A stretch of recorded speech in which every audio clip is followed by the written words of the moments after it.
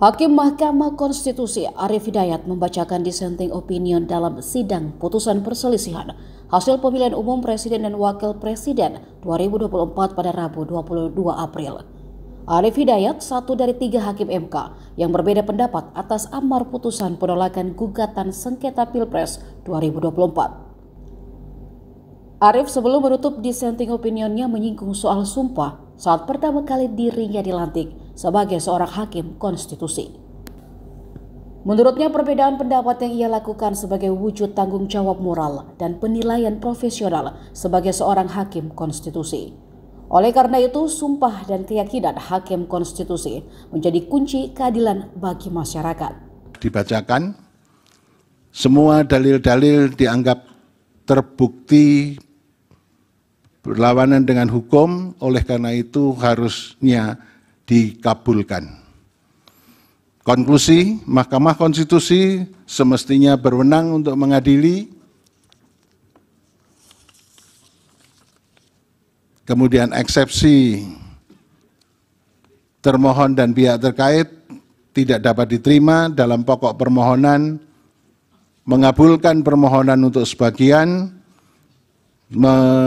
memerintahkan untuk dilakukan pemilihan suara ulang di provinsi yang terbukti, Provinsi DKI, Provinsi Jawa Barat, Provinsi Jawa Tengah, Provinsi Jawa Timur, Provinsi Bali, dan Provinsi Sumatera Utara. Terakhir, perlu saya sampaikan, demikian pendapat berbeda dissenting opinion yang saya sampaikan dalam perselisihan hasil pemilihan umum Presiden tahun 2024. Hal ini saya lakukan sebagai wujud tanggung jawab moral dan penilaian profesional atau professional judgment sebagai seorang hakim konstitusi sekaligus sebagai akademisi yang independen yang memutus sesuai dengan kewenangan serta kemampuan dan kapabilitasnya yang kelak akan saya pertanggungjawabkan kehadirat Tuhan Yang Maha Esa, Allah Subhanahu wa Ta'ala, sebagaimana sumpah saya sebagai seorang hakim yang perlu saya bacakan pada kesempatan ini.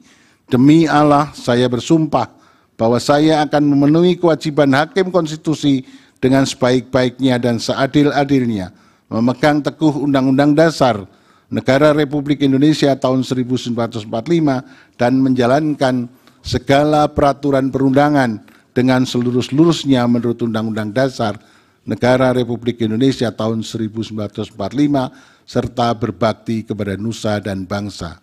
Sumpah hakim konstitusi yang diucapkan tak kala saya dilantik pertama kali menjadi hakim konstitusi bersifat final and binding di dunia maupun di akhirat bagi seorang hakim. Oleh karenanya, sumpah dan keyakinan hakim menjadi kunci keadilan bagi masyarakat.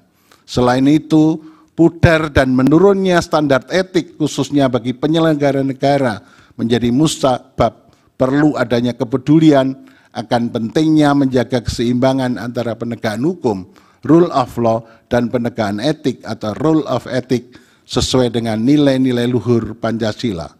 Jikalau ini tidak dilakukan, maka akan terjadi tragedi berhukum dan berkonstitusi di negara hukum yang demokratis berdasarkan Pancasila yang dapat menjauhkan kita dari cita-cita menuju negara Indonesia yang hebat, bermartabat, dan unggul dalam segala bidang.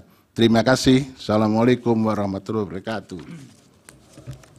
Waalaikumsalam. Demikian diputus dalam rapat permusyawaratan. Download Tribun X sekarang, menghadirkan lokal menjadi Indonesia.